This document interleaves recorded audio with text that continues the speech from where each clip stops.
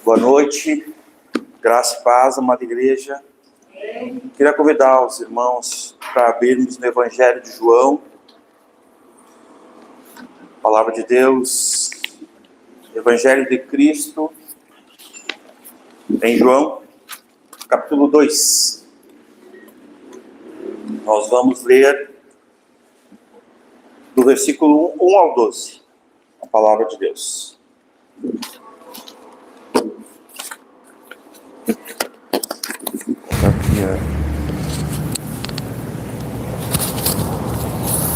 Aqui é para deixar verde? Azul.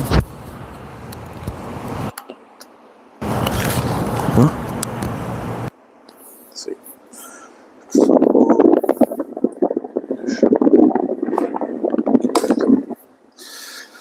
Amém. João, capítulo 2, a partir do versículo 1, a palavra de Deus diz assim: E ao terceiro dia fizeram-se umas bodas em Caná da Galileia, e estava ali a mãe de Jesus. E foi também convidado Jesus e os seus discípulos para as bodas. E faltando vinho, a mãe de Jesus lhe disse: Não tem vinho. Disse-lhe Jesus: Mulher, que tenho eu contigo? Ainda não é chegada a minha hora. 5. Sua mãe disse aos serventes: Fazei tudo quanto ele vos disser. E estavam ali postas 6 talhas de pedra para as purificações dos judeus. E em cada uma cabiam 2 ou 3 almudes. Disse-lhes Jesus: Enchei as talhas, enchei de água essas talhas. E encheram-nas até em cima. E disse-lhes: Tirai agora e levai ao mestre-sala. E levaram. E logo que o mestre-sala provou a água feita vinho, não sabendo de onde viera, se bem que o sabiam os serventes que tinham tirado a água, chamou o mestre-sala ao esposo e disse-lhe: Todo homem põe primeiro o vinho bom, e quando já tem bebido bem, então o inferior. Mas tu guardaste até agora o bom vinho. Jesus principiou assim os seus sinais em Caná da Galileia e manifestou a sua glória. E os seus discípulos creram nele. Depois disso, desceu a Cafarnaum, ele e sua mãe e seus irmãos e seus discípulos, e ficaram ali não muitos dias. Eu convido os irmãos a nós orarmos mais uma vez.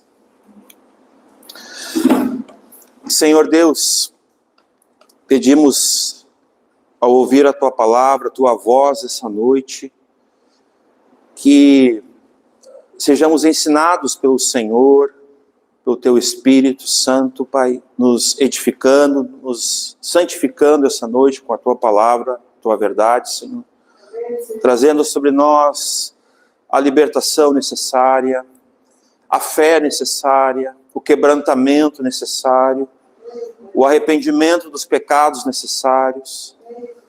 Tudo quanto o Senhor tem para nós essa noite, nós queremos.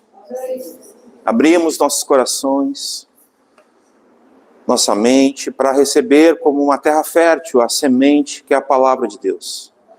Pedimos humildemente: ensina-nos, fala conosco, mais uma vez, por favor, Senhor, em nome de Jesus. Amém. Podeis assentar, meus irmãos. Eu quero, antes de eu entrar no texto em si, nós vamos iniciar hoje, nós estamos retomando a exposição do Evangelho de Cristo em João. Então hoje nós estamos no capítulo 2, a gente já fez todo o capítulo 1, versículo a versículo, né? Então a igreja vai ter aos domingos, pastor Michael expondo o livro de Hebreus, conforme a gente tinha falado um tempo atrás, nós comentamos isso.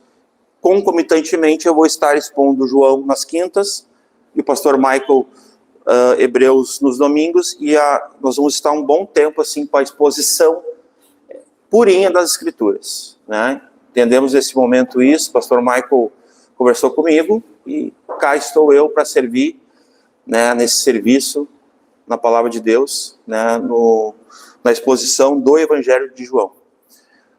E então, eu não sei se consegue, Lucas, eu queria mostrar, para quem nos assiste também, a gente tem no nosso canal da Igreja Batista Brasa Capão da Canoa, uma série que o pastor Michael Scherer, pastor dessa igreja, ele ensinou sobre a bebida forte e o vinho, que tem muito a ver com esse assunto. Eu não vou me aprofundar hoje, mas eu vou falar nos versículos, porque são alguns versículos que vai aparecer, mas eu já vou recomendar diretamente, se tu consegue, Lucas, para nós?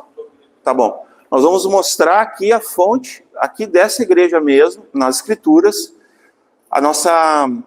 o que nós cremos, né? Nós cremos que o cristão, o Filho de Deus, né, o discípulo de Cristo, ele não consome bebida forte, bebida alcoólica, de fato. Né, o vinho, ou seja, qual ela for, tá?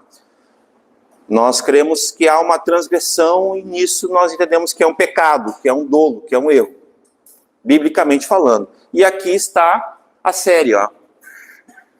Se você que nos assiste, aos irmãos que não tinham ainda visto, né? Toda a série são... Quantos vídeos ali? 5 vídeos. Ó, a média é 1h30, né? O pastor Michael, ele dissecou, né, à luz das Escrituras, todos os textos, assim, no Antigo Testamento, no Novo Testamento, sobre a bebida forte, a bebida alcoólica de forma geral, sobre o vinho. Então, eu não vou me ater a isso hoje, mas já vou, assim, me antecipando dizendo que Jesus não consumia bebida alcoólica, assim como os seus discípulos, mas sim o suco de uva, um vinho doce, não fermentado, né? Que nessa época, na tradução, nós cremos, né? Tem uma tradução, uma Bíblia, que é a Bíblia, leitura do texto literal, texto tradicional, né? A LTT, que ela vai usar exatamente essa expressão, suco de uva. Por quê? Porque no entendimento desse irmão, desse coordenador, né, que profundo conhecedor do grego, koiné, das línguas originais, o oinos não fermentado. Então já estou me antecipando aqui, né, e já apontando, né, conforme o Lucas, muito obrigado, Lucas mostrou ali, o canal da igreja está à disposição. São mais de 7 horas de leitura de textos de Gênesis, Apocalipse, provando por A mais B que um cristão ele não vive embriagado, em dissolução, né, consumindo bebida forte, seja o vinho, seja qualquer outro tipo de bebida. Não há na ceia o uso dessa bebida, também não. É o wine não fermentado, né? E a gente está aqui para responder a qualquer um que nos peça sobre essa fé que nós temos na Escritura, né? Essa esperança que nós temos em Cristo Jesus, na sua santidade. Isso é uma prova que Jesus era um homem santo, o santo de Deus. Ele não se corrompeu, ele não pecou, ele não bebeu bebida alcoólica. Tá bom? Então, dito isso, eu quero que os irmãos acompanhem comigo, com toda a atenção e diligência, a palavra de Deus, nas suas Bíblias. João capítulo 2, versículo 1 diz assim: ao terceiro dia fizeram-se umas bodas.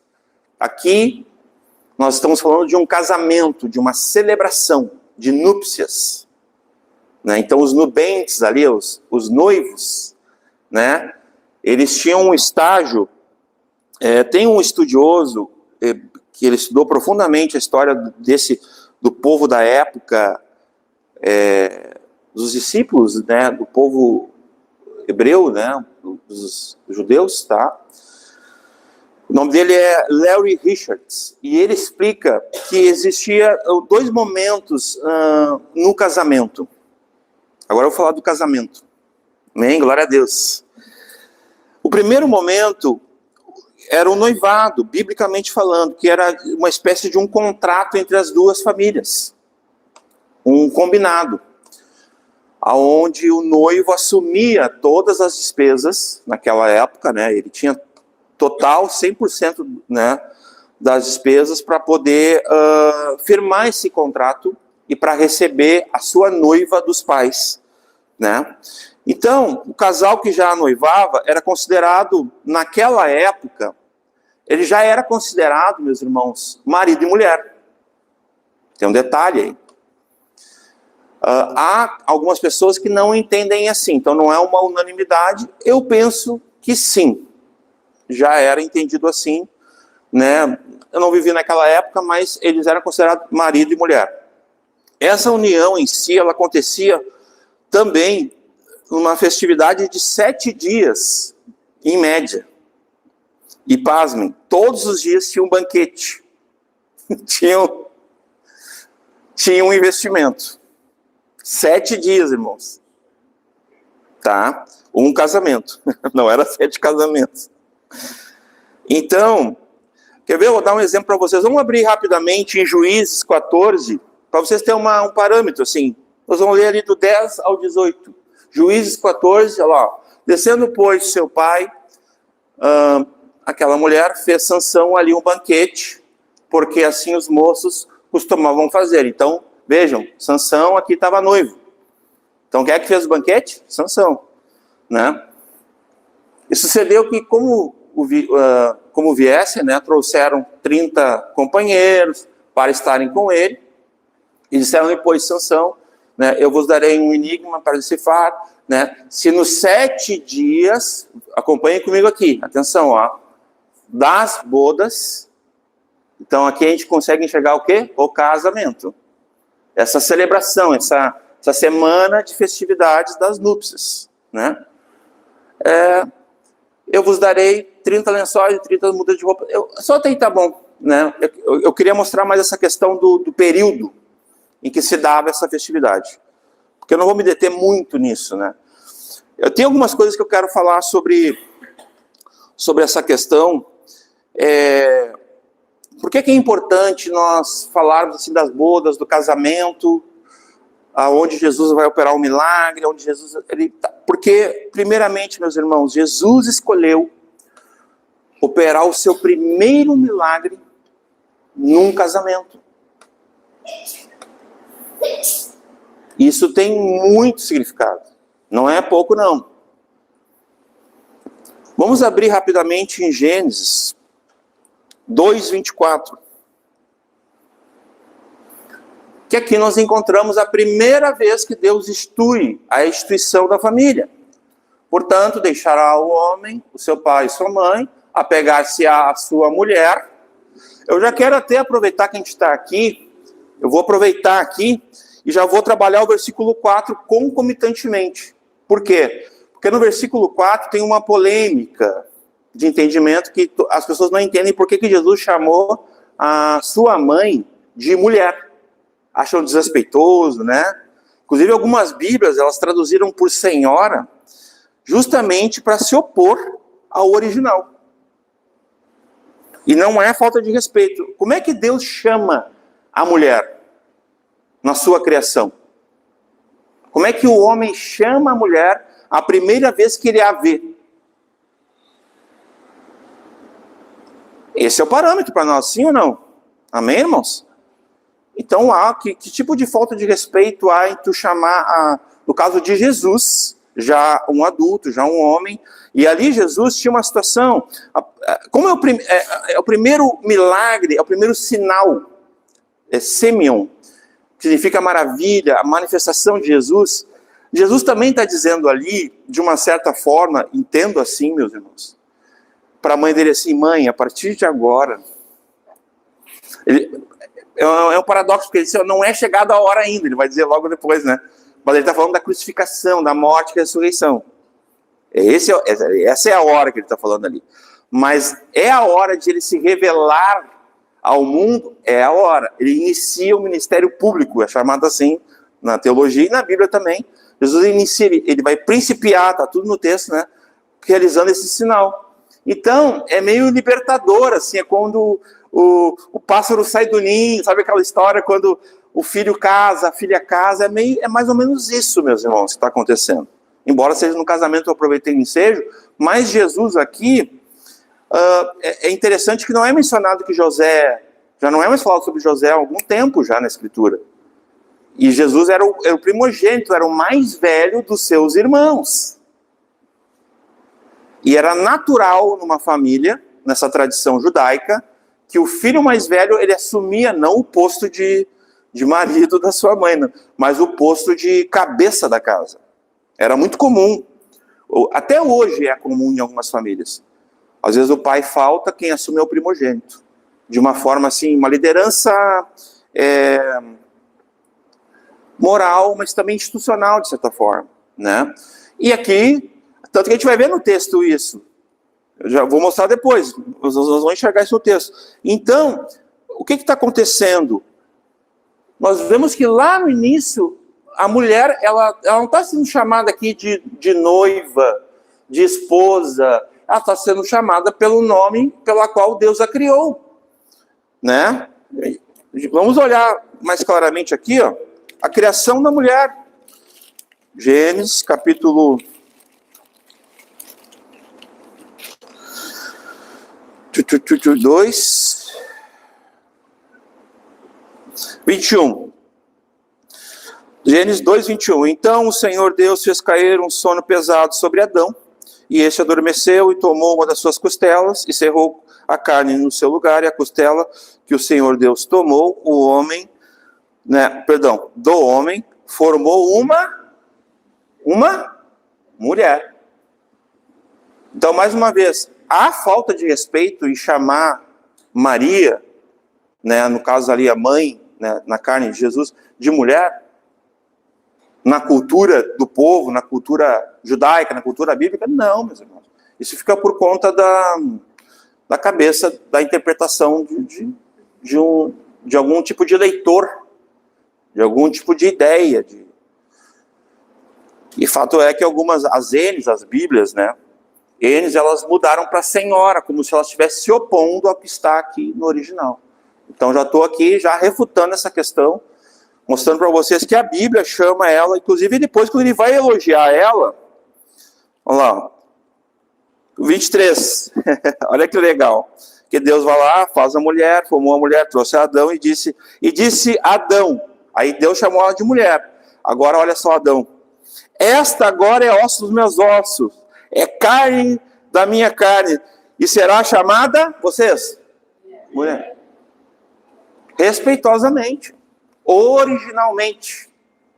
Amém, irmãos? Então, dito isso, voltemos aqui para, né, já trabalhando aquela questão ali que é uma questão polêmica, vocês vão ouvir sobre isso, né? Jesus faltou com respeito com a mãe, não faltou? Não faltou.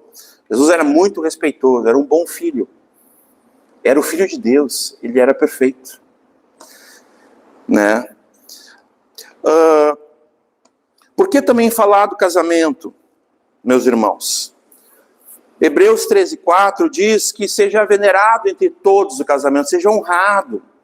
Então a gente não passa batido pelo casamento. Se a gente está lendo na Bíblia ali, poxa, era um casamento. Não é um pano de fundo, meus irmãos. Foi uma escolha, foi intencional. Né? Eu tenho me esforçado um pouco, eu tenho procurado passar isso para os irmãos. Entendo assim as Escrituras, o Evangelho de Cristo, a palavra de Deus e o nosso Deus, ele é um Deus intencional.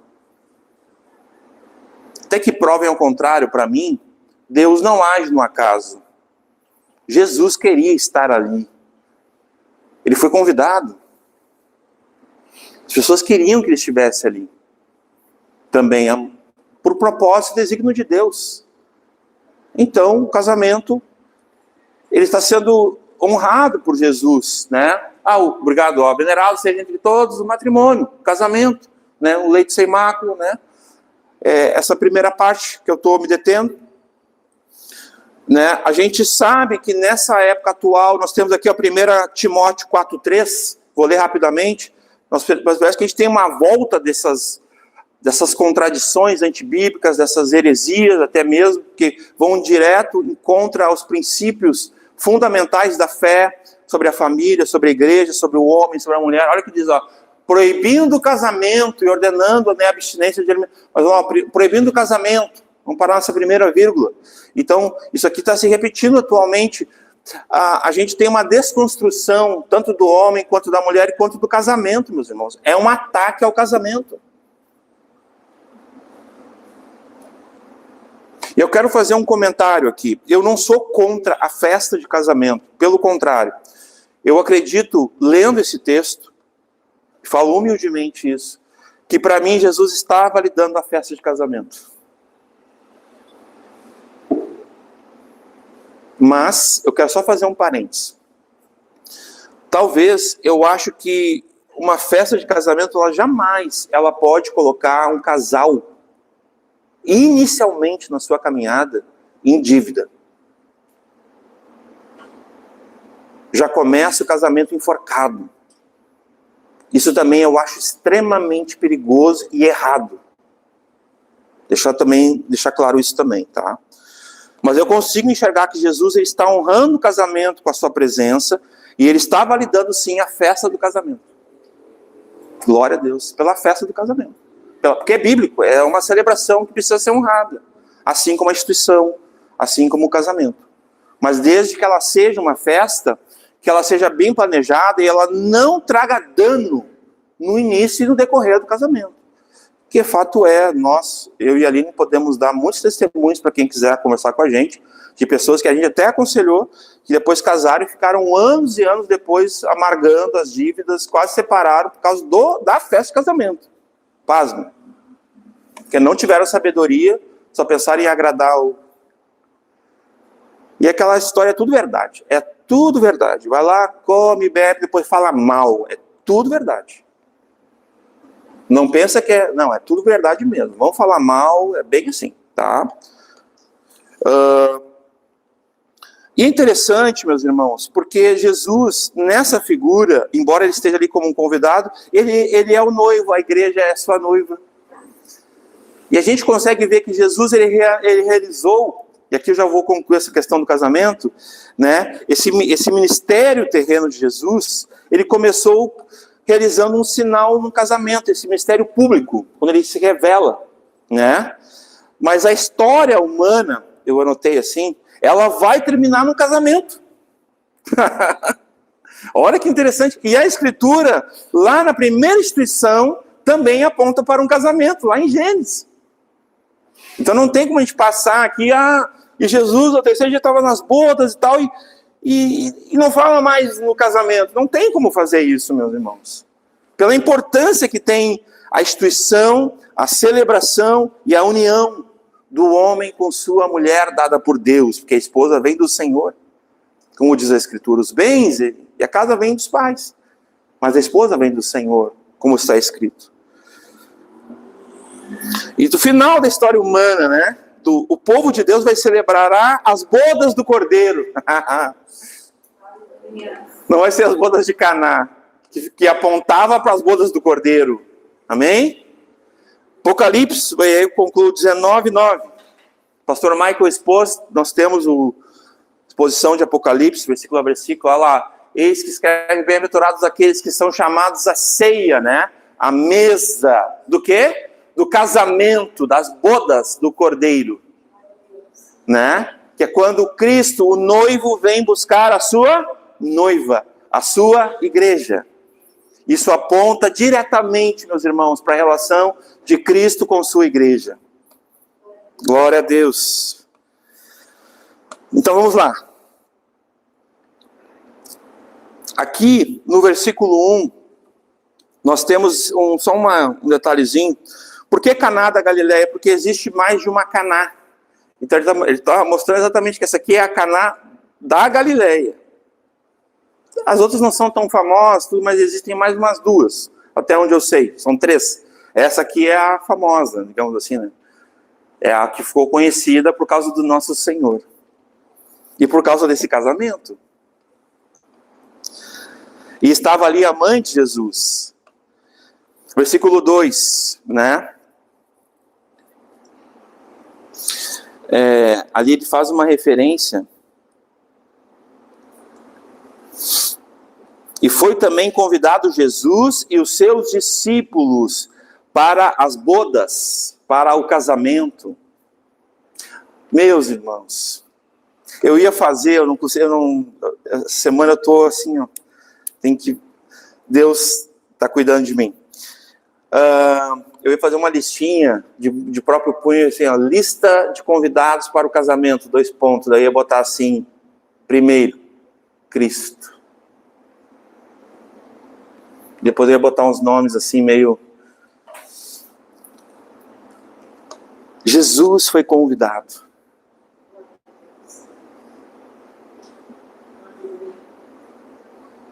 Até hoje, meus irmãos, eu preciso convidar Jesus para o meu casamento.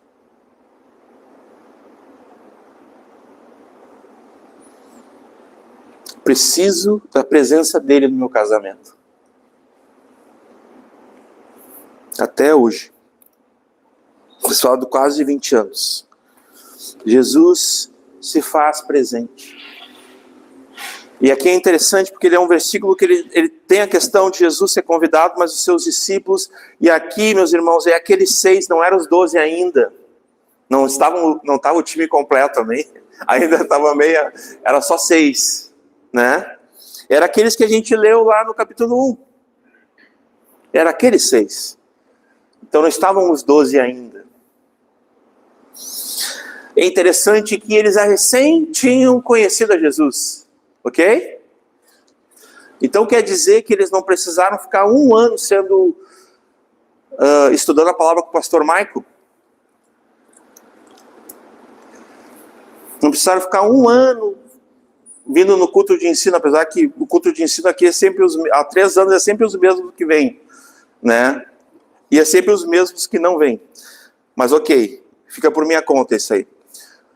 É interessante isso. É interessante. Porque eles conheceram Jesus. João Batista, quando ele testemunha, ele aponta para Jesus. Aquela que a gente falou sobre João Batista, lembra? A partir de agora, sigam a ele. Ele é o Cordeiro de Deus, santo, que tira o pecado do mundo. Ele é Jesus, o Filho de Deus, o Cristo. E eles seguem Jesus. E eles já estão 3 dias depois, já na obra, na lixa. Não tem esse negócio de maturação. Mas tem. Tem, mas não tem. A gente também não pode esperar que um novo convertido, assim, do nada, ele pá! Mas a gente pode esperar que o poder de Deus, que é o Evangelho de Cristo para a salvação, opere nele, uma ousadia, o Espírito Santo conduza ele já para ele testemunhar aonde quer que ele seja. Sim, nós podemos. Eu vi isso, meus irmãos. Vivi isso.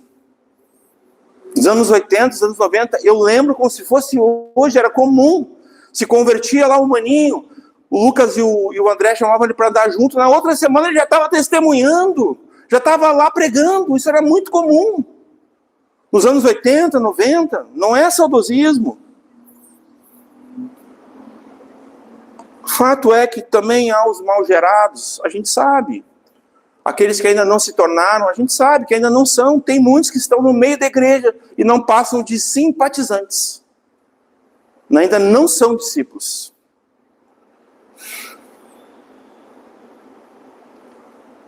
Mas eles estão aqui, quem? Os discípulos de Jesus. Junto dele, o acompanhando. Seguindo o seu mestre. O seu Senhor.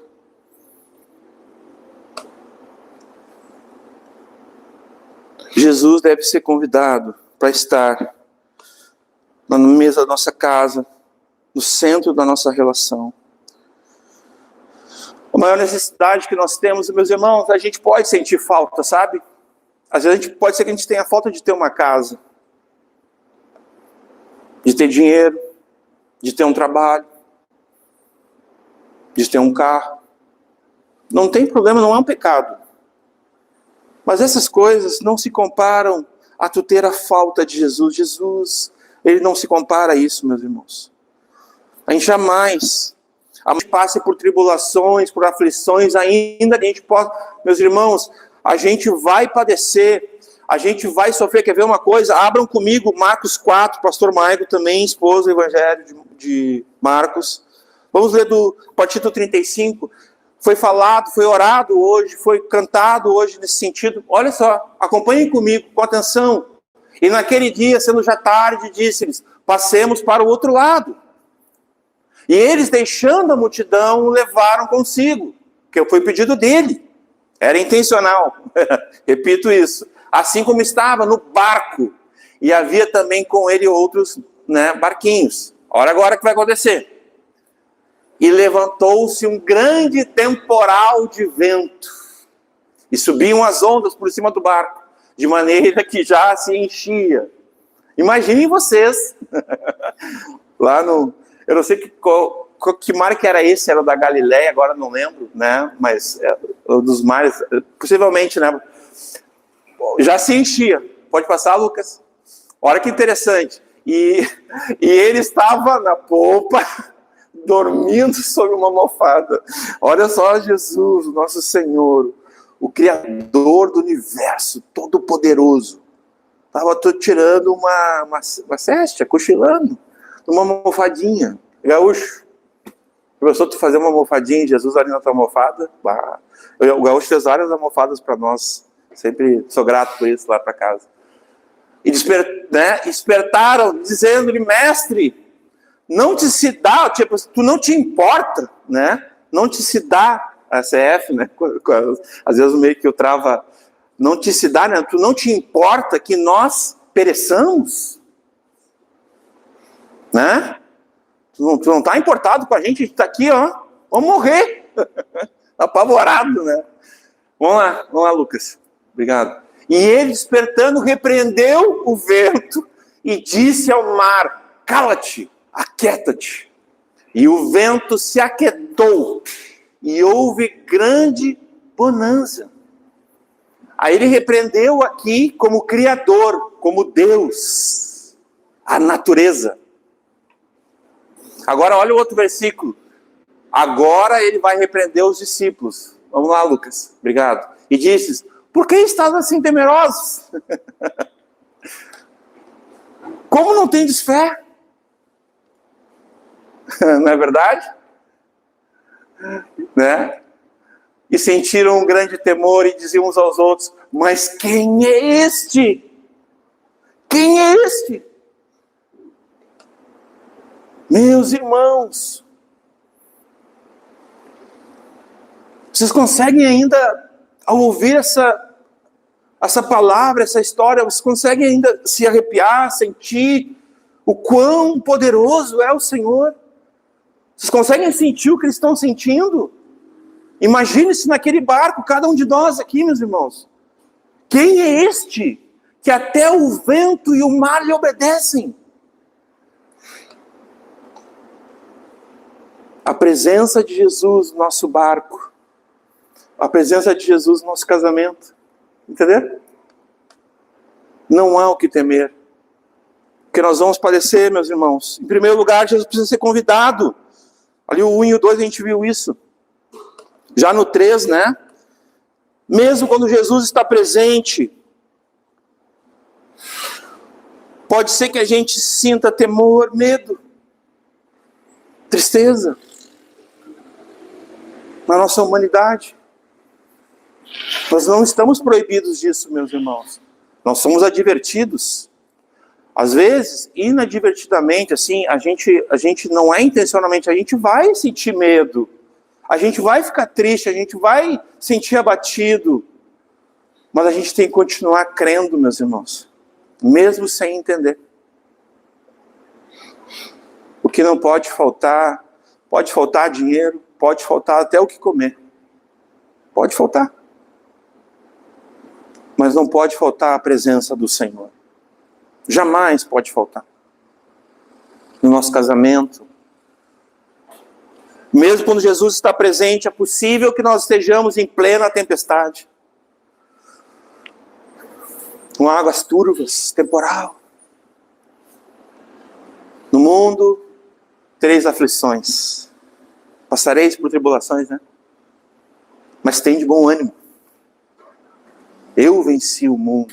Ele venceu. E nele nós somos mais que vencedores.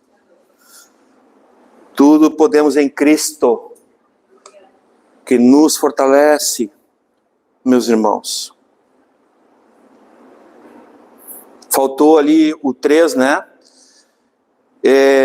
Faltou o vinho.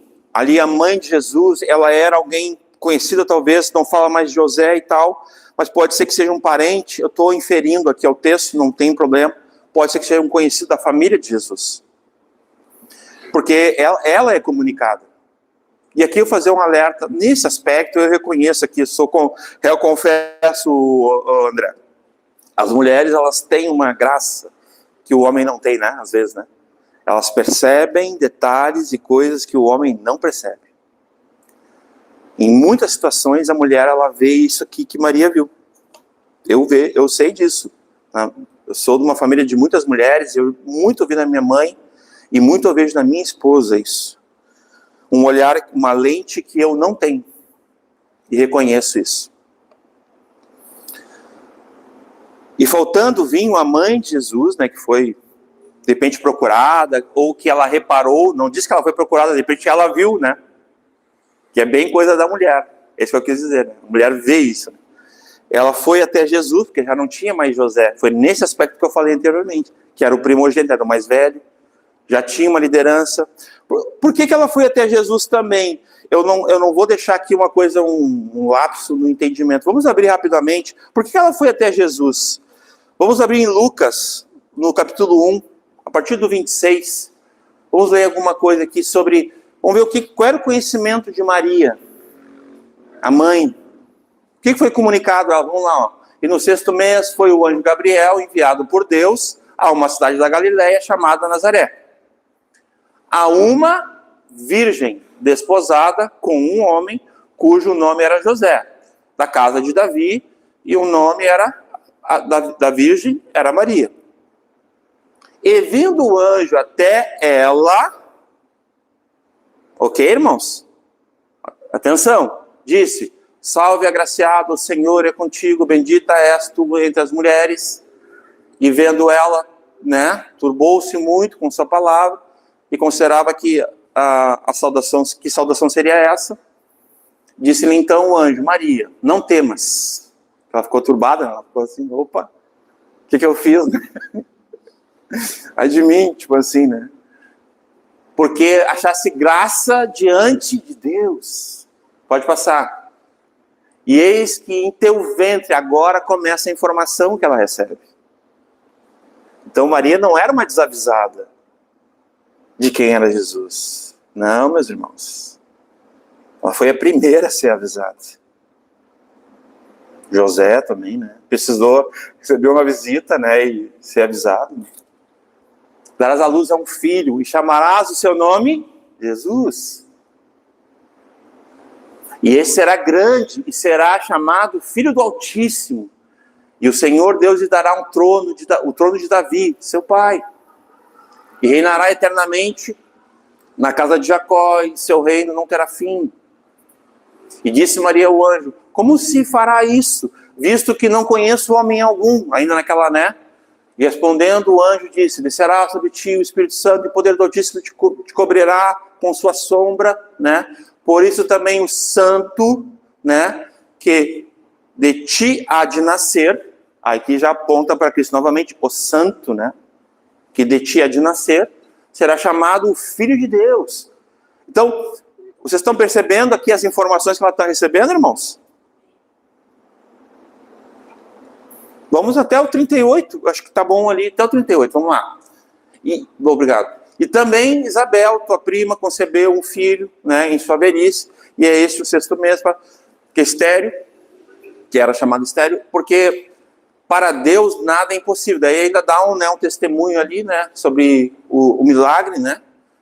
E disse então Maria, eis que aqui a serva do Senhor, né? Eis aqui a serva do Senhor, perdão. Cumpra-se em mim segundo a tua palavra. E o anjo assentou-se. Agora veja que interessante. Maria, ela fala algo semelhante ao que ela vai dizer aqui no versículo 5, em certo sentido. No João 2:5, Tá? Aí nós vamos concluir ali. Ó, sua mãe disse aos serventes, vamos lá, ó, fazei tudo quanto ele vos disser. Ela reconhece nele a solução, a autoridade, porque ela sabia quem ele era. Ela não era uma desavisada, irmãos. Né? E eu quero aqui também falar que, de certa forma, que Maria, ela está mostrando para nós um caminho, meus irmãos, de sujeição, porque ela era mãe de Jesus. Não é verdade? Jesus era 100% homem. Foi concebido, né, foi gerado pelo Espírito Santo, mas 100% homem. E ele foi obediente. E também foi obediente à sua mãe, ao seu pai. Amém, irmãos? Eu estou fazendo um link aqui, os irmãos vão entender. Tem uma corrente de pessoas que creem mesmo no meio evangélico, em algumas seitas, de forma geral no meio do catolicismo. Vou fazer duas denúncias aqui, uma pedida pelo pastor Michael e outra inferida por mim. A primeira, que no catolicismo, no romanismo, nessa seita, né, de heresia de perdição católica, eles acreditam que que Maria, ela não teve mais filhos, né? Mas ela teve. Nós vamos ler isso aqui, ó. E também é alegado, depois nós vamos ler, que Jesus teria feito milagres quando menino, quando adolescente, quando jovem. Outra mentira. Outra falácia, isso é antibíblico. Então, alguns alertas eu vou fazendo aqui ao longo da nossa, né? Então, Maria sabia. Então, ali, ó. E faltando o vinho, versículo 3, a mãe de Jesus disse, não tem vinho. E disse-lhe Jesus, mulher, eu já expliquei, né? É uma forma respeitosa, desde Gênesis, desde o princípio na criação, Adão chamou Jesus, é o segundo Adão. Então ele também está falando igual, como 100% homem. Chamando ela do quê? De mulher. Né? Tem outros versículos que a gente quer ver, ó, aqui mesmo. Vamos ler rapidamente João 19, 26. Olha só que interessante esse versículo, ó. Ora, Jesus, vendo ali a sua mãe, né, e o discípulo a quem ele amava, né, estava presente, e disse à sua mãe, vamos comigo, mulher, teu filho. Vocês estão vendo? Imagina se Jesus ia ser tão desbocado, assim, tão desrespeitoso, né, Sr. Gilmar? E mesmo na cruz ali, padecendo, ainda, poxa, faltar com respeito com a mãezinha dele. Não, meus irmãos, pô, Jesus, né? E que coisa, desculpa, mas é tão baixo esse tipo de pensamento, de interpretação sobre Jesus, que ele teria faltado com respeito com a mãe. É incabível, desculpa, eu não consigo conceber isso. Mas eu tenho que falar porque são coisas que vocês vão ouvir. Inclusive vocês vão perceber em traduções, tentando refutar a ACF, tentando refutar a King James, tentando refutar a LTT e Bíblias fiéis ao original. Tá bom? Eu quero também, né, Jesus, mulher, que tenho eu contigo, ainda não é chegada a minha hora. No versículo 4, né? O que acontece, irmãos, com essa minha hora? Essa minha hora, Jesus, ele está querendo dizer o seguinte, Jesus ele não vai se atrasar, viu? Jesus se importa com o horário, com o time, com o tempo certo. Então, não era a hora de ele ser entregue como ovelha para ser sacrificada, para morrer crucificado, meus irmãos. Não era a hora ainda dele, né, morrer. É nesse sentido. Estava ali iniciando o ministério público, era o início de Jesus ali.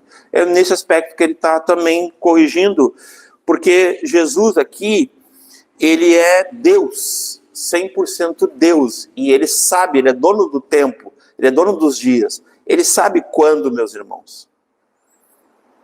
Ele sabe como, onde, Porque ele é onisciente. Tudo ele sabe. Nada lhe falta o entendimento. Amém? Amém, irmãos? Importante isso. Agora nós vamos entrar aqui no versículo 5, que nós já citamos, né? Sua mãe disse aos seus serventes, depois que Jesus ele fala com ela ali e tal, né? E fazei tudo quanto ele vos disser. Ela reconhece a autoridade de Jesus. E, meus irmãos, como é importante, vou continuar nessa linha, estou impelido a isso, no casamento, na vida da igreja, nas relações, falar aquilo, a necessidade, aquilo objetivamente que é importante com a pessoa certa. Quantas vezes, meus irmãos, a gente não fala com a pessoa certa? Ontem a gente fez a identidade da Sofia e a gente esteve lá e não conseguiu pegar porque a gente acabou perdendo o papel, o comprovante, porque quando a gente alugou lá a casa, daí a gente acabou perdendo. E não entregaram para nós. Aí tá, depois eu voltei lá, sozinho, daí sem elas, né, sem minha família. E eu procurei a pessoa certa. Simples assim. Eu cheguei, expliquei a situação. Essa pessoa que eu falei era a pessoa que decidia. Ela foi até a caixinha, abriu, como é que é o nome? Pegou, me entregou, fez eu assinar o negócio. Em minutos, meus irmãos. Como é importante falar com a pessoa certa. A gente erra muito porque a gente não fala com a pessoa certa. Ou porque a gente fica omissos, acovardados, ou porque a gente fica meio enrolado, dando voltas, né? Não vai direto ao ponto. Isso é um princípio até de autoridade, sabia? Quando tu chega, eu sempre ensinei para minhas filhas isso. Elas não precisam, mas se elas precisarem, né? Se elas entrassem no ônibus, quem é a autoridade do ônibus? O motorista e o cobrador. São as duas autoridades dentro do ônibus. Na rua, tá caminhando, quem é a autoridade? O policial. Tu tá numa empresa, tu tem uma autoridade também, tu tem o patrão, tu tem o chefe lá, o senhorio. Aonde tu tiver, meus irmãos, aqui, quando eu vim congregar aqui, eu não simplesmente entrei aqui, vou congregar aqui, não, eu cheguei na autoridade. Quem era a autoridade? Pastor Michael. Então todo lugar tem uma autoridade. Isso é básico na vida. E não saber disso faz tu perder tempo e cometer erros, meus irmãos, que tu pode até te arrepender bastante depois, né? E é bom se arrepender, né? Aí eu digo, será que a gente precisa ficar errando para aprender? Não precisa também. Então a gente tem que aprender a falar com a pessoa certa. Numa necessidade, numa dificuldade. Tinha acabado o vinho. Meus irmãos, acabar o vinho ele também tem uma tipologia, e eu não vou ignorar isso, de alegria. Como o vinho doce, o oinos não fermentado, como a gente falou, né? Jesus, ele não cooperou para a embriaguez de ninguém, isso é mentira, isso é inconcebível. Jesus não pecou, né? E nem falou uma palavra de engano dolo, né? Então, o vinho, meus irmãos, ele era sinônimo também de alimentação, sabia? De dieta. Quer ver uma coisa? Eu fiz aqui, ó. Vamos ler rapidinho aqui, ó. O fato que o vinho, em algumas passagens da Bíblia, ele era indispensável na alimentação geral. Ó. Gênesis 14, 18. Vamos ver se a gente consegue enxergar isso assim, se consigo mostrar para os irmãos isso. Ó. E Melquisedeque, rei de Salém, trouxe pão e vinho. E era esse sacerdote do Altíssimo. Aqui parece ser uma coisa assim, meio sem pé sem cabeça, mas não, era comum esse tipo de alimentação. Em alguns casos, até em questão, foi falado isso aqui, né? Que nem eu falei, eu apontei para a administração do pastor Michael. Não vou entrar nesses detalhes aqui. Mas muitas vezes, se a pessoa estava acamada, estava enferma, era prescrito para ela vinho. E com certeza era esse vinho suco de uva, mosto. O oinos não fermentado era esse tipo de vinho, não o vinho que te torna ébrio, né? Que te torna embriagado, que te torna alguém de solução, né? Poxa, lá a palavra de Deus, o apóstolo Paulo diz que não entrará no reino dos céus o beberrão. Aquele que está em bebedice e não se arrepende disso. É uma prática abominável, meus irmãos. A santificação. Eu não respeito um homem que vive em embriaguez. Pode ser até chamado meu irmão em Cristo. Eu não tenho respeito nenhum por ele. Esse tipo de homem. Porque a Bíblia diz, respeito a quem respeito. Honra quem honra. A Bíblia não diz que tem que sair distribuindo honra, respeito aí, né? Um estranho ali, né? Quer respeito aí? Honra, nem te conheço, mas toma aí, vou te honrar, vou te respeitar. Isso não é bíblico, meus irmãos. Por isso que é didático. Honra quem honra, respeito a quem respeito. É simples assim. Não sai honrando todo mundo. Porque honra é um princípio também. Respeito e tal. Então, a gente tem que ter, da mesma forma que a gente não convida, mais uma prova que Jesus era conhecido da família. Tu não, né, a Emanuel e o Samuel, né, não vão sair na rua e convidar qualquer um para o casamento deles. Então, Jesus não era um estranho, ele foi convidado. Tu não convida para o teu casamento estranhos.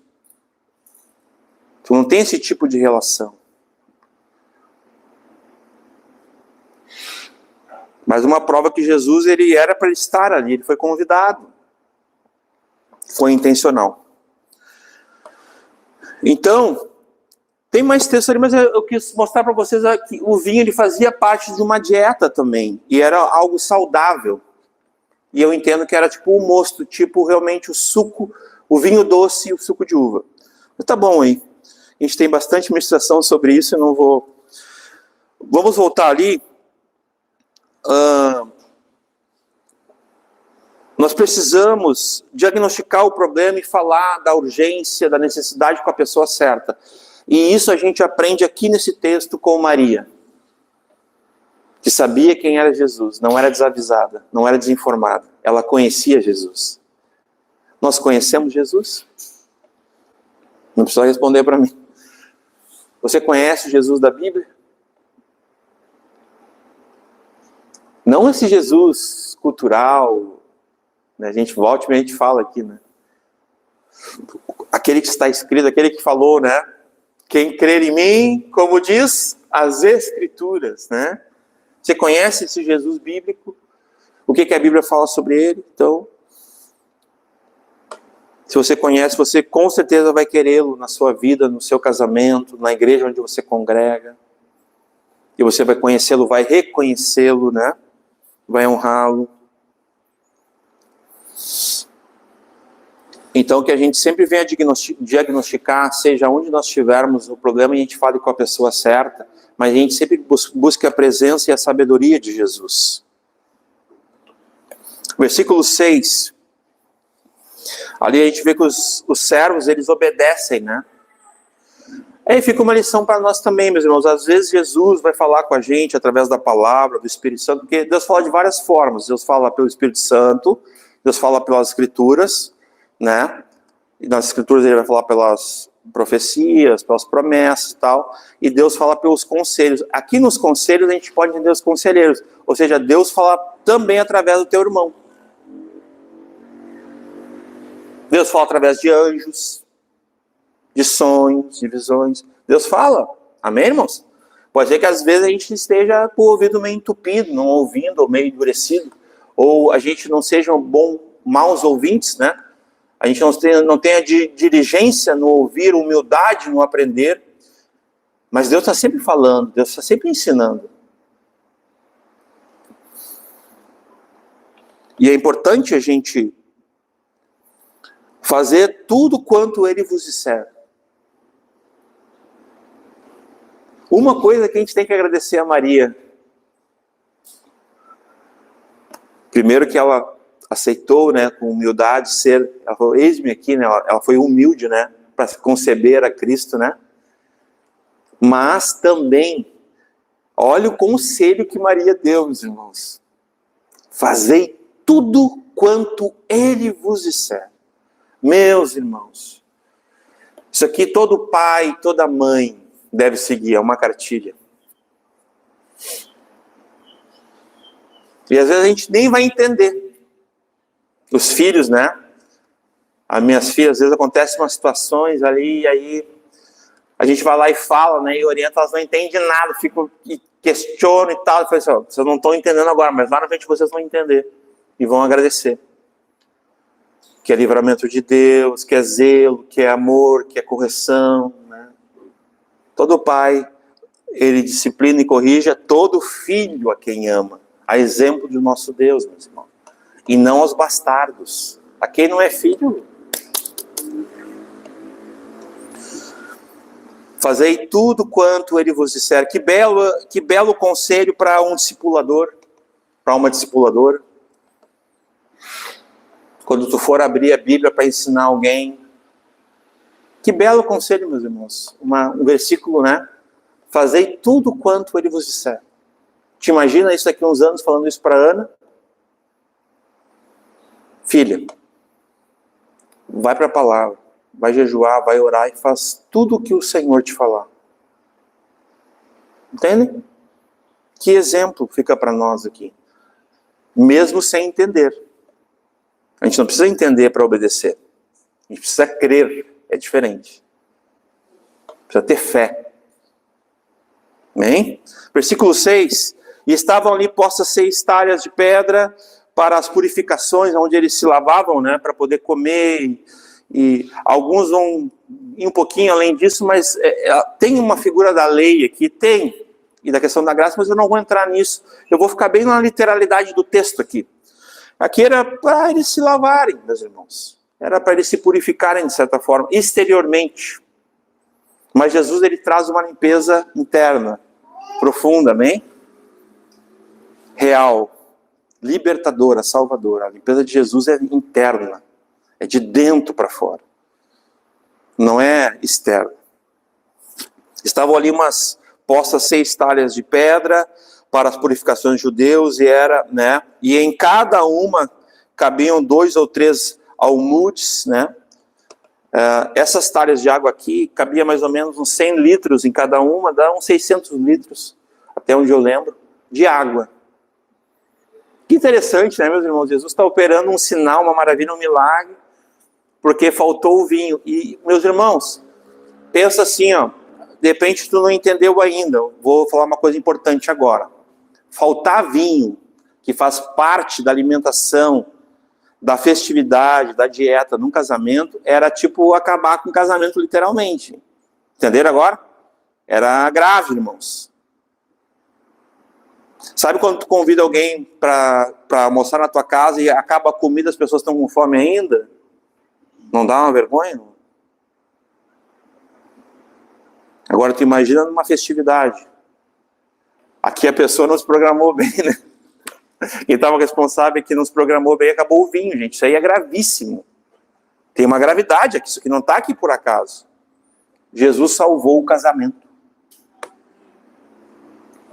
Jesus salvou a dieta do casamento.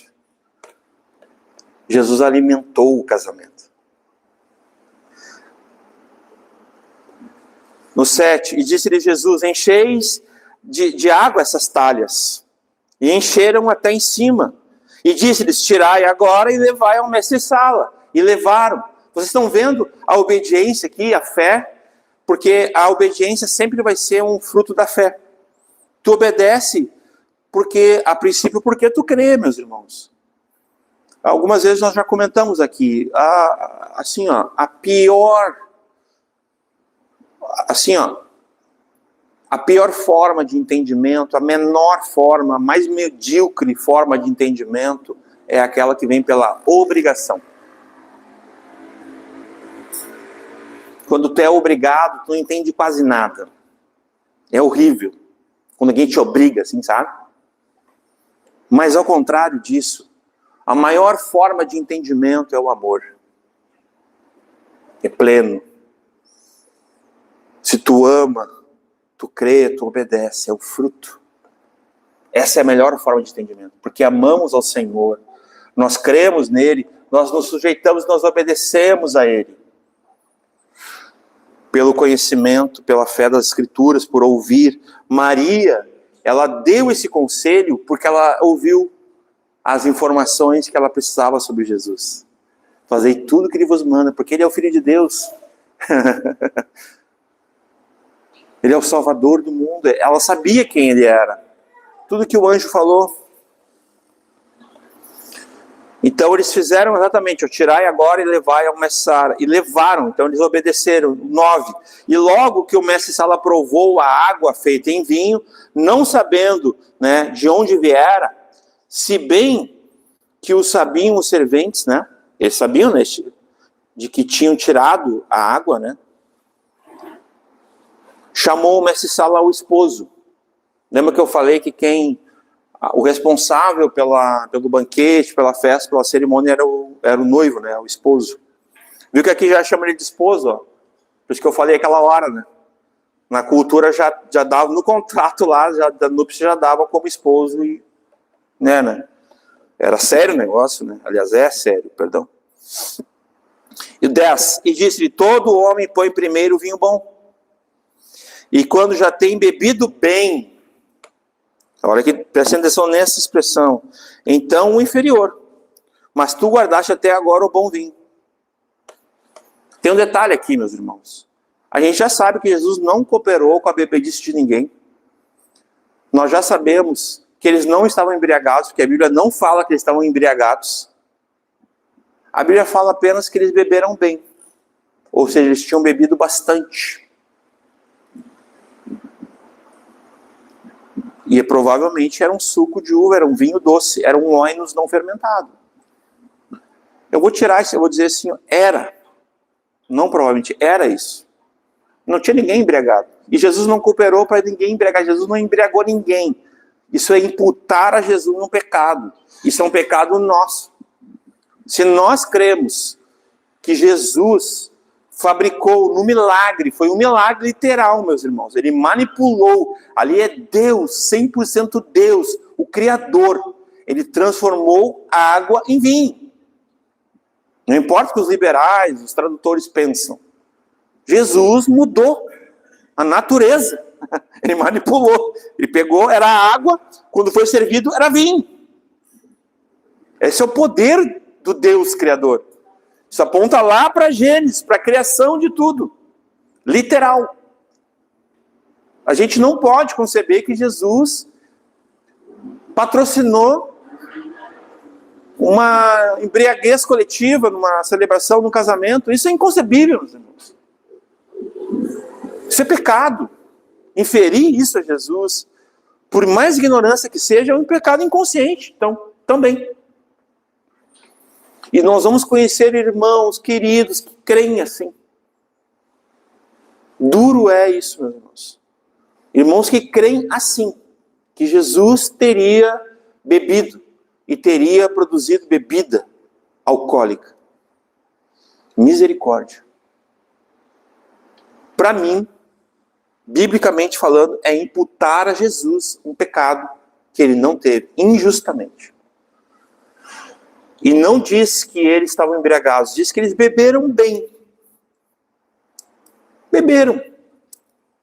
Um delicioso, um belíssimo vinho doce, um suco, um oinos, né?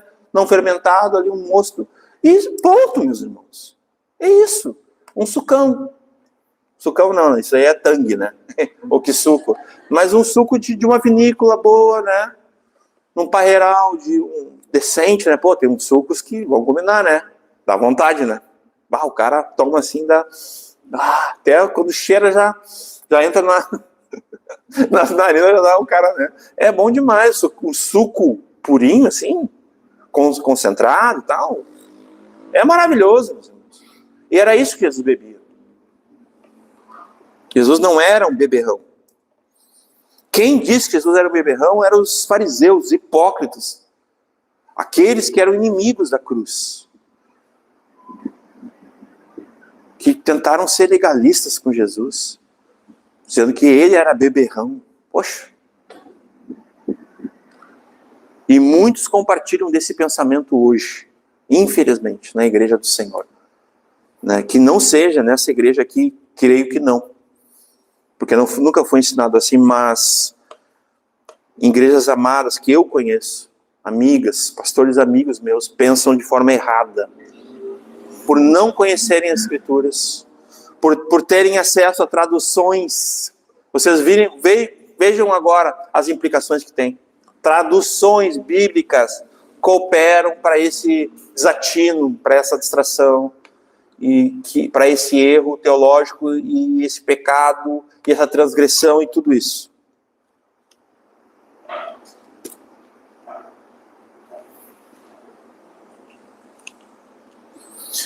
A provisão que Jesus dá, ela é de sobra, meus irmãos. 6 talhas dá 600 litros, meus irmãos. Sempre sobrepuja. É infinitamente mais do que tudo que pedimos, ou pensamos, ou necessitamos. É sempre mais. Vale a pena ou não ter Jesus no barco, no nosso casamento, a presença dele? Amém? Amém? Já estou me encaminhando aqui, versículo 11.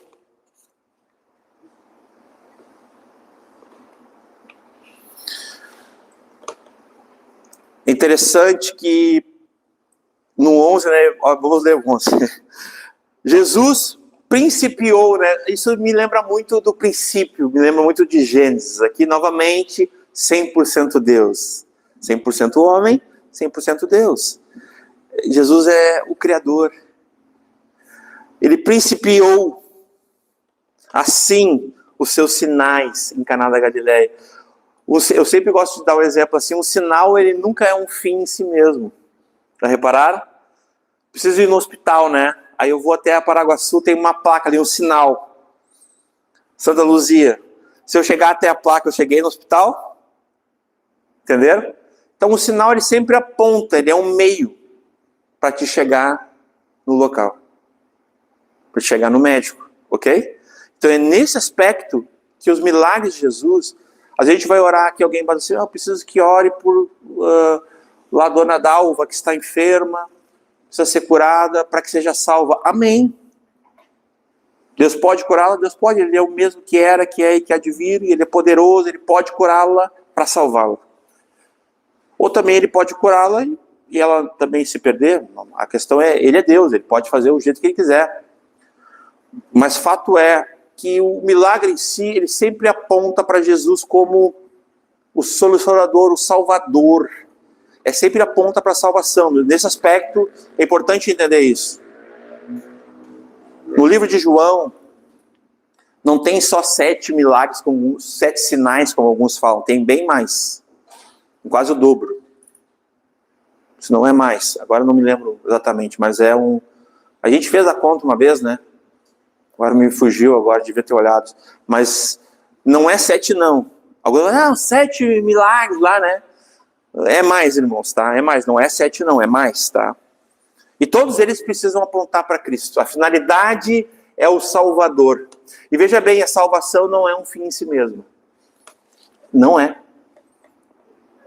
Porque o porvir, no novo céu e na nova terra, o propósito eterno, esse é o fim. É viver na presença dele, eternamente. E a vida eterna é esta, que conheçam a ti mesmo, o único Deus verdadeiro, e a Jesus Cristo a quem enviaste. Essa é a finalidade. Então a salvação também é um meio. Então a gente fica às vezes tratando na nossa fé, na nossa visão, na nossa cosmovisão, algumas coisas que são meio como fim. Então a gente tem que cuidar disso. Tem coisas que são apenas meio, meus irmãos. Não são um fim em si mesmos. O milagre mesmo não é um fim em si mesmo. Ele é o meio para que haja salvação. Para que o Salvador e a salvação tenham êxito na nossa vida pelo seu poder. E esse é Cristo Jesus. Então, Jesus principiou assim, né, os seus sinais em Caná da Galileia e manifestou sua glória. O objetivo principal, né? Nós precisamos viver para a glória de Deus, amém?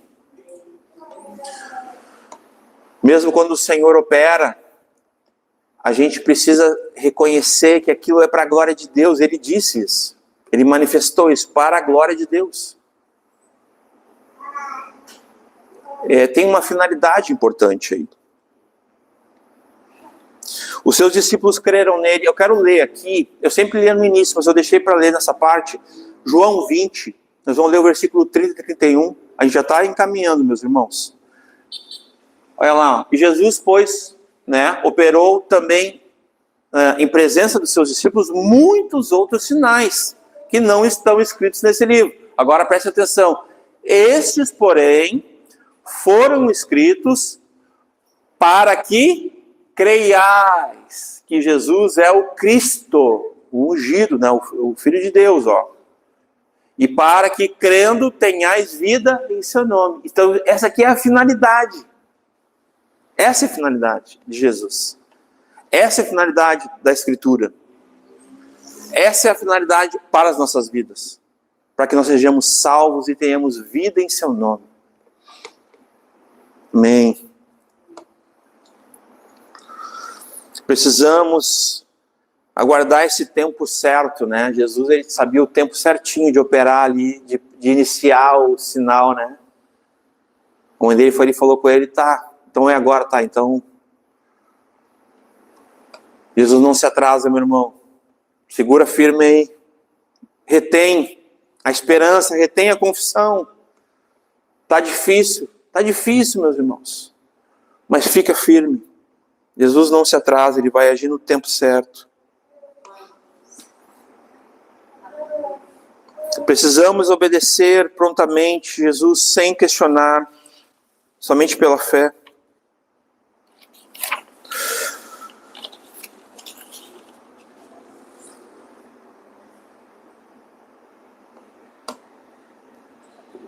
Com Jesus, meus irmãos, nós sempre podemos esperar o melhor a todo momento. É uma frase meio, mas é a mais pura verdade. A vida com Jesus é tão maravilhosa, meus irmãos, que hoje a gente acordou respirando misericórdia, recebendo graça, mesmo não merecendo. E um dia lindo, e a gente, às vezes foi difícil, mas daí alguém nos fez lembrar do nosso Senhor. Uma leitura, uma oração, um conselho.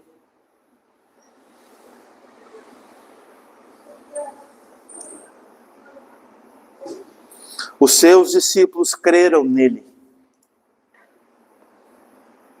Nós temos crido em Jesus. Em meio às aflições, às tribulações, quando falta vinho, nossa fé está firmada nas Escrituras, na sua presença. Seus discípulos creram nele. Viu como Jesus é intencional? Viu como ele não dá ponto sem nó, ele não faz nada sem intenção? A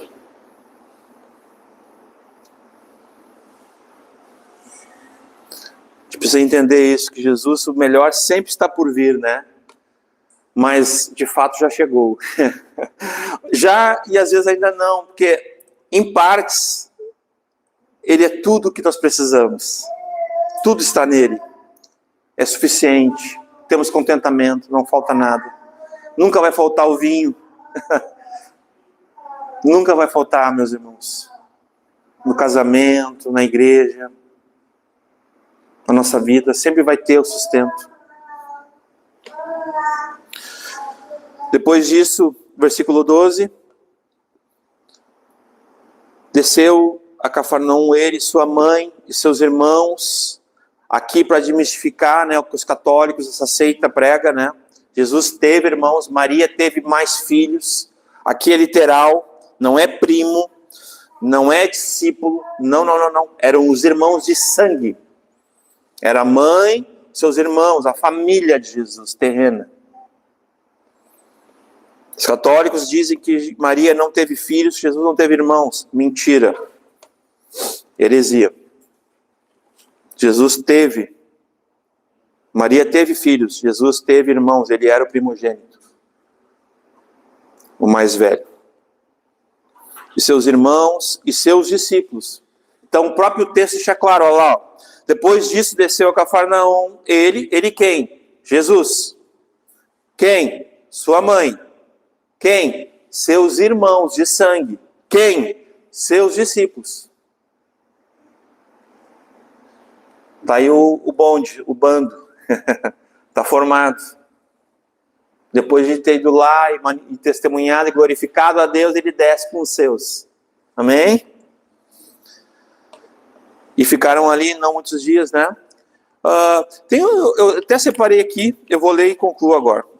Só quero ler para vocês rapidamente aqui sobre os irmãos de Jesus. Vamos ler Atos 1,14. Interessante. É uma ideia assim, que é importante, porque todos eles perseveraram unânimes em oração e súplicas com as mulheres, leiam comigo, e Maria, mãe de Jesus, com seus irmãos. Aqui é a família, os irmãos de Jesus. É importante também lembrar que eles se converteram quando Jesus morre e ressuscita, então eles vieram a crer. Os irmãos de sangue, né? Assim, para falar uma... Ok, vamos ler mais um texto. 1 Coríntios 15, 7.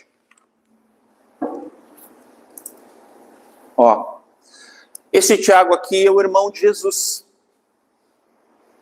né? Que, depois foi visto por Tiago, né? Que era o irmão dele, né?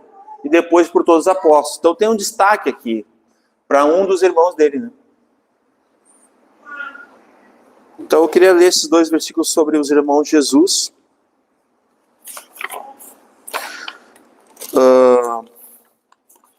Uma anotação final, julgo importante só aqui. Eu vou mencionar isso aqui. Como o casamento ele foi a primeira instituição divina, a Bíblia diz da veneração, da honra devida ao casamento. E isso mostra que Jesus, ele não só, ele prestigiou, ele honrou o casamento como a festa de casamento. Então, aquilo que eu falei, né? Até pouco tempo eu era quase contra uma festa de casamento, mas para te ver como a palavra é poderosa, a gente tem que ser humilde, a gente tem que retroceder diante das Escrituras. Seja todo homem mentiroso e Deus verdadeiro. E como eu não quero me opor à palavra de Deus, que daí eu estaria resistindo ao próprio Deus, hoje eu reconheço que a festa é impossível não reconhecer. O Senhor honra a festa de casamento, então me sinto bem com isso. Por voltar atrás da minha posição. Como o casamento foi a primeira instituição divina, Jesus realizou seu primeiro milagre, sinal, numa festa de casamento, assim credenciando a própria festa em si, né, como honrada também da própria instituição da família no casamento. E como Cristo tinha manifestado a si mesmo de forma tão discreta, né, a gente pode ver que agora ele se manifesta publicamente.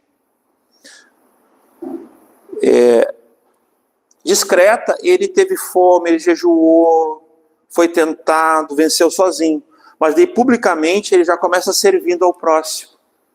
Interessante isso, assim, né? Um detalhe que não tinha me percebido, né? Então já não é sobre ele. O Filho do Homem veio para servir e não ser servido. Depois ele falar, vocês querem saber quem é o maior? Querem sentar, né, cada um num trono? O maior é o que serve, lembram? Jesus não transformou pedras em pães, né, para atender a Satanás, mas transformou água em vinho para glorificar a Deus, salvar um casamento e testemunhar às pessoas do Evangelho, da alegria da salvação. Meus irmãos, muito importante isso. Que a gente jamais venha ser tentado por Satanás ao ponto de até obedecê-lo, de até querer provar alguma coisa para ele. A exemplo de Jesus. Se tu és, ele tinha ouvido que ele era. Eis, né, meu filho amado em quem me compadei. Se tu és, o Filho de Deus, transforma essas pedras, lembra? E ele não fez, ele não agradou a Satanás, ele não obedeceu a Satanás, ele não quis provar nada a Satanás. Entenderam o sentido? E às vezes a gente tem que discernir que voz a gente está ouvindo. A gente não tem que provar nada para Satanás. Resistir ao diabo. Sujeitai-vos a Deus. Resistir ao diabo. E ele fugirá de vós. E vencer ele pela Escritura, como Jesus, amém? Está escrito. Está escrito. O primeiro milagre operado pelo homem, até na Escritura, isso aqui eu estava pesquisando, né? Foi lá em Êxodo 7:9, a gente não precisa ler, foi transformar a água em sangue, né? Mas na verdade foi Deus, né? O poder de Deus, né? Só para deixar claro, né? Aí Jesus vem e transforma em vinho. Representava a lei, né? O outro representava a provisão. Glória a Deus. E por último, né? São 5 apontamentos, né? Na primeira vez que ouvimos falar de João Batista, somos informados, né, a respeito dessa dieta restrita. Mas na primeira vez que ouvimos falar sobre Cristo, no seu ministério bíblico, nós vemos numa festa de casamento, providenciando uma dieta bíblica, né, um suco de uva, bem bom, o melhor. Ele deixou o melhor para o fim. E eu quero concluir dizendo isso, uma reflexão para nós. O melhor nesse aspecto, meus irmãos, ainda está por vir. Ser fiel até a morte, né? E dar-te-ei a coroa da vida. Vale a pena, meus irmãos. Muitas pessoas, muitas instituições, o Estado, têm ido contra a fé, contra a família, contra a palavra de Deus, contra o próprio Deus, contra a igreja. Às vezes, eu não passo isso pela minha cabeça, viu, irmãos? Mas orem sempre por mim, né? Mas eu conheço pessoas que pensam em desistir, deixar de congregar, que pensam em desistir do casamento. Eu vi o ano passado pessoas abandonando suas casas, suas esposas, seus casamentos, seus filhos, abandonando sua congregação.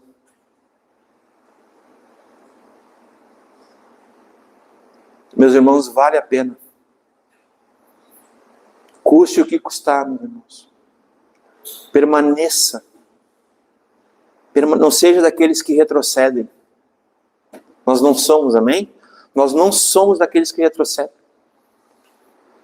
Não desista do seu casamento. Não desista da sua igreja. Às vezes pode ser que a sua igreja, né, não é o que você pensava, né? O pastor não é o que você pensava. Não estou falando aqui do Michael, né? Estou dizendo... Mas não desista. Porque nós todos aqui estamos aqui e é apesar de nós. É o Senhor. É a presença dEle que nos une. É a provisão dEle que nos sustenta. É a mão dEle que nos segura. É Ele, meus irmãos. Sempre foi Ele. Não é sobre nós. Por mais que às vezes a gente vai ali, tá faltando. Tu tem que saber assim, mas Ele está aqui. Então tá bom. Ele está aqui. Tem que ser suficiente. Porque às vezes a gente vai ficar triste, a gente vai ter falta, a gente vai passar necessidade, tribulação, aflição. Mas a gente pode se animar, porque nosso nome está escrito no livro da vida. E não há nenhum milagre, meus irmãos. Lógico, a ressurreição de Cristo é tão poderosa, tantos outros. Deus abriu o mar, Jesus ressuscitou Lázaro. Mas vejam bem, meus irmãos. Você nasceu de novo. Você foi regenerado, foi transformado, foi salvo. Você recebeu o vinho novo. O vinho doce, o suco de Deus. Que só Jesus pode dar. Só Ele tem. E esse é o maior milagre. Você está aqui diante dele. Melhor parte, né? Diante da melhor parte, sendo alimentado para a honra e glória, para sustento dele. Dele, da sua igreja, da sua vida em nós. É ele em nós. Nossa esperança, amém?